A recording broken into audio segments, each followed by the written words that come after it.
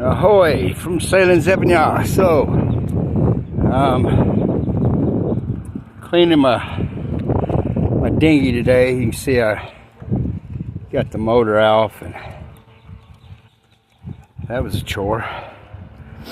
I should have put some never seas on these damn boats though. I had to use a wrench or a pair of channel locks, work them back and forth for a little bit and oil them real good. There's some electro grease I put on them. But as you can see, oh my goodness, I got a little water in my dinghy. I got a small pinhole. It is a soft bottom with a hard bottom tongue and groove. And I don't know if you can see it or not, but this thing is definitely dirty on the bottom. It's been, I don't know, 2-3 months since I cleaned my boat bottom, which is freaking crazy for a boat bottom diver. I've neglected my damn dinghy, and that's what happens when you it's like plumbers, you know. It's like being a plumber. You plumb, your house needs plumbed. If you're a painter, your house needs painted. If you're a mechanic, your car needs worked on, you know. But now I'm not diving because it's so cold. I figured it'd be a good time for me to clean my dinghy, fix the little hole in the bottom, and so my feet don't get wet this winter. So anyway, we set this here, and let's get this dinghy out of the water. See how bad it is. It's gonna be bad. Oh. Sorry, phone fell over. The wind blew it. Alright, set her there. Alright, let's see.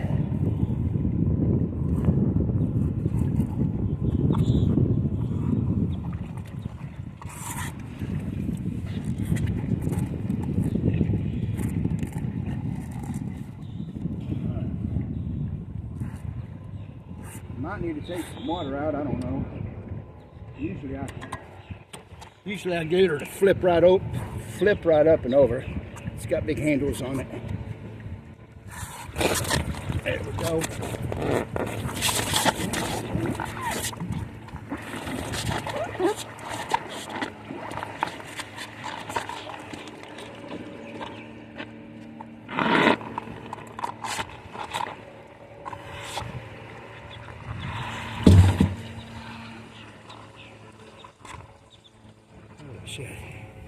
Now, I got her.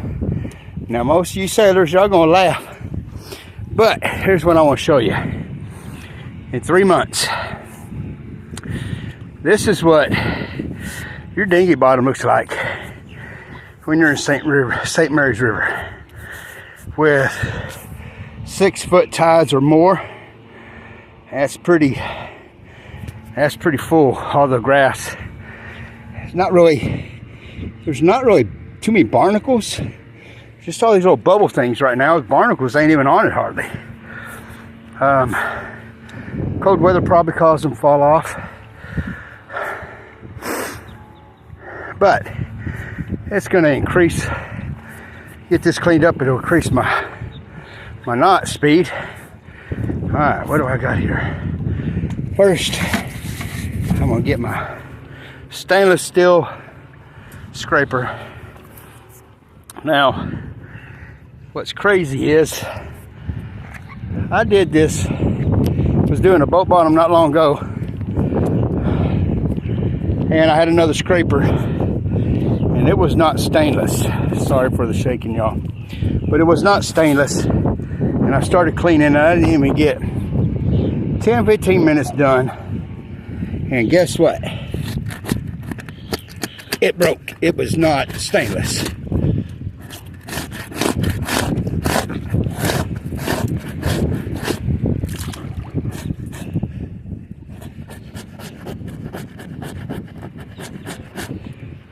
A lot of grass. See, there's only a few barnacles. Only a few barnacles. Mostly out here on the ends. The very edge line. It's their barnacles.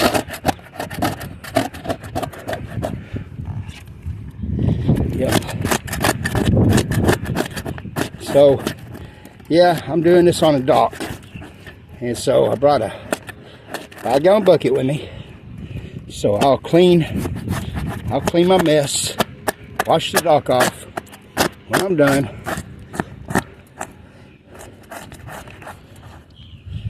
So nobody will grab and complain. You don't want to leave a mess, folks. Anyway.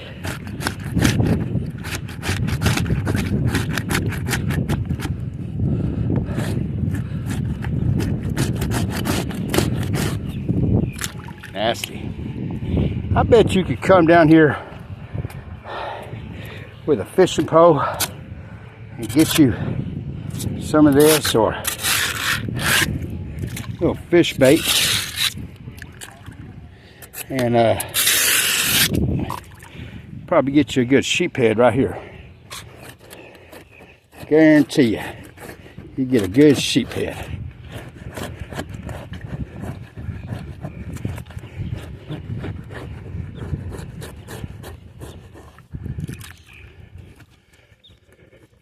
I'm gonna be careful I don't poke another hole.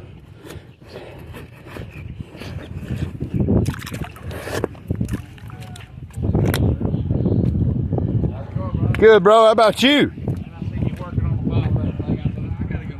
Well, come on down here and take a look. About 3 months. Is that 3 months? Yeah. Shit. Yeah. Yeah, it's about 3 months. Is that yours? Yeah.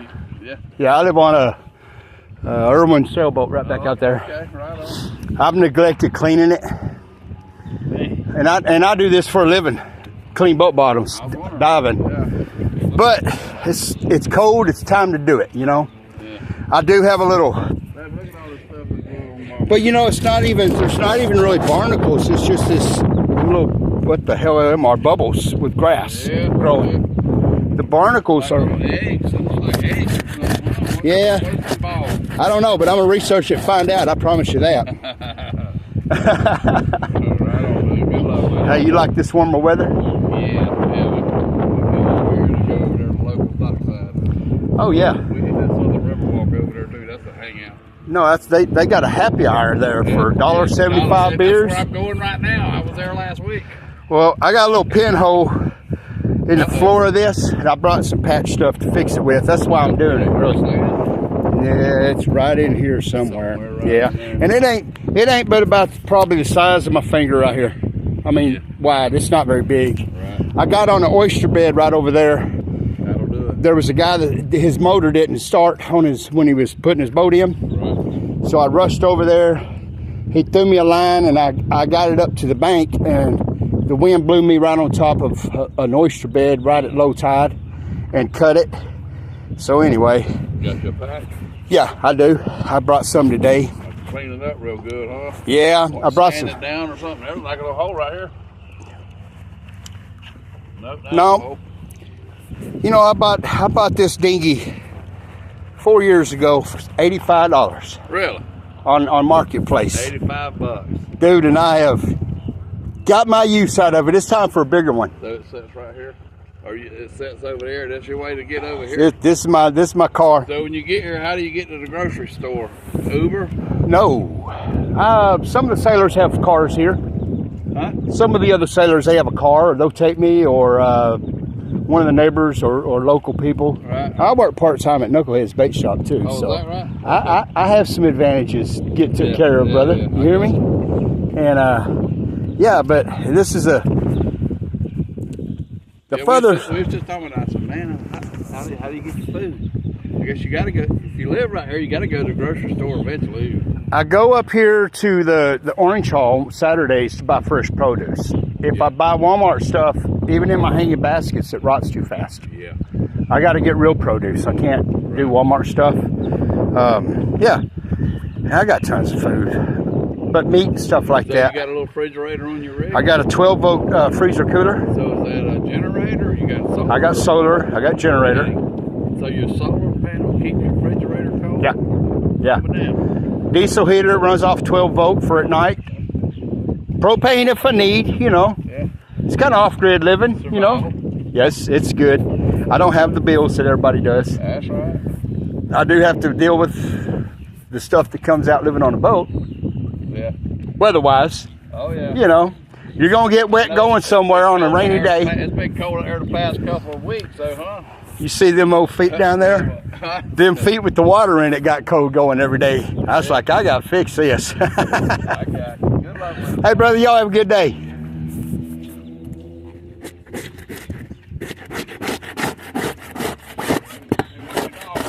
Caleb? Caleb. Yeah, he's a little min pin. Right on. He was born on a sailboat. That's all he knows, brother. Sailboat. Yeah, he's He's pretty too. he is, isn't he? Oh, he's a lover too. He's a lover. I didn't let him get mean, He's brother. all over you, though. Yes, he does. He just turned 2 last month. Thanks, man. Yeah, he's a good one, bro. Have a good one, man. You too, brother. Have a good day.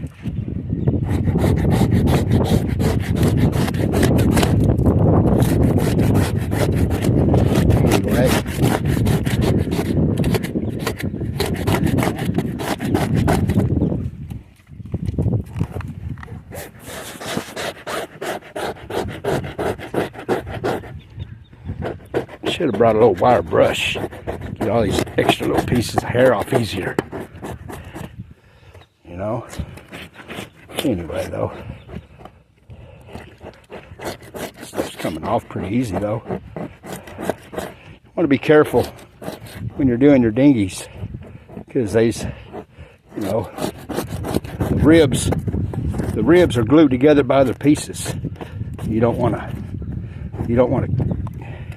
like right here, you don't want to push too hard up against it and break that seal.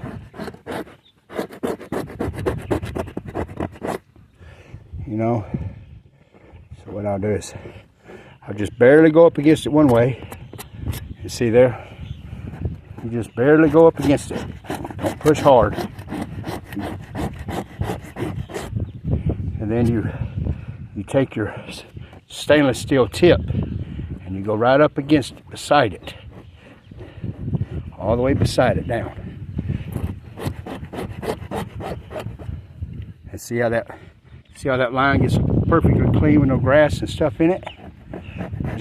They don't take much, but you want to be careful.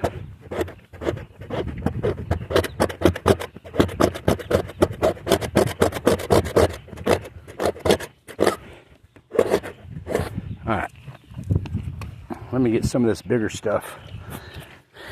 So that way I can start working on that patch. Yeah, it's funny when you hang out down here at the dock, how the local land people come down here and check you out. They always ask you questions. It's good to get to know them. You know, I've had some benefits getting to know people around here. They might have a shop or something, or some tools or something I need to borrow to do things, and or they might know somebody that I need to hire or have information to get from to fix stuff. And this little town here, St. Mary's, let me give you a little history. St. Mary's is the oldest city on the East Coast. That's kind of a crazy thing to know, ain't it? There is some debate about St. Augustine being the oldest. Okay, but what the history here really in St. Mary's is, there was some kind of plague that came through where St. Mary's was the oldest city being lived in, built, and some plague came through and killed nearly everybody, and the ones that it didn't forced them to leave, and that's how St. Augustine then began to grow. And St. Augustine was, I think, one of the first cities to have a fort for the Spanish and things, different wars, protecting their goods, protecting their people. Yeah, it's kind of neat being here almost 2 years. April will be 2 years. Staying here in St. Mary's, learning the history of this place. It's been phenomenal, and meeting the people that are still here. This was a huge fishing industry. It's not so much anymore. You know, the crabbing business and the oyster business and a lot of the other business stuff is kind of dwindled away, gone. So, all right, it's looking better. It's getting closer. And when this grass dries out, you see that? When this grass dries out and the mud dries out a little bit on it, it really just starts flaking off real easy. Real easy. So,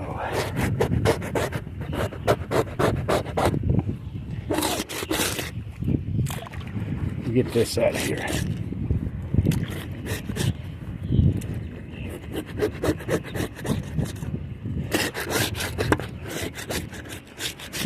What I want to do is, here in a minute, as soon as I get some of this more peeled off,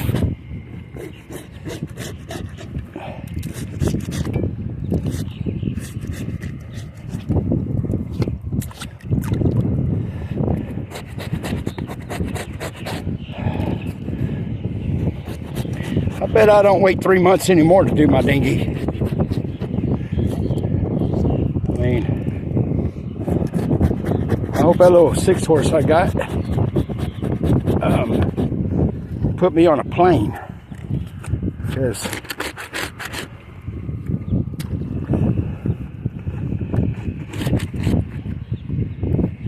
it should put me on a plane.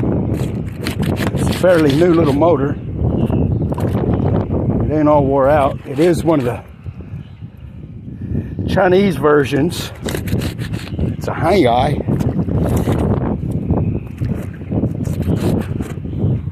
That's it right there. But it's been a good one. It's been reliable. I did put a new carburetor on it, brand new. I bought when I first got it, just to make sure I wasn't going to have any issues. As soon as I put the carburetor on it, it fired right up, took off. What did I do? Okay, so here recently I bought a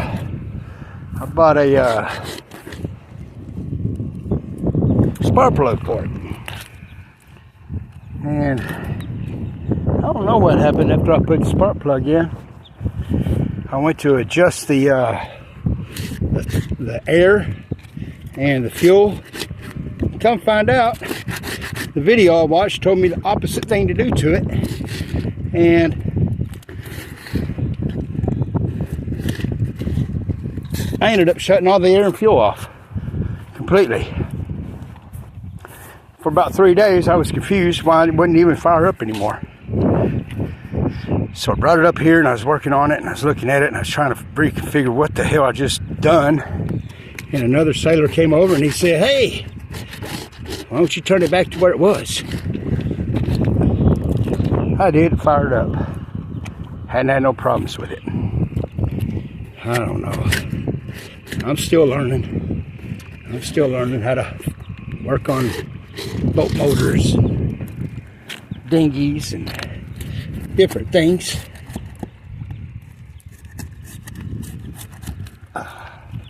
Look at that. Now, look at all that. Nasty, ain't it?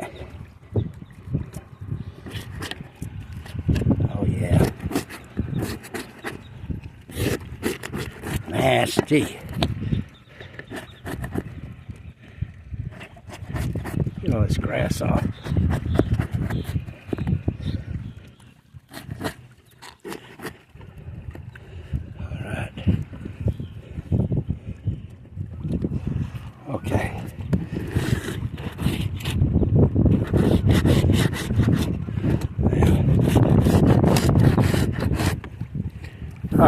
Probably won't get the whole video of me patching it. I'm gonna let that dry out a little bit so it'll clean off easier and better.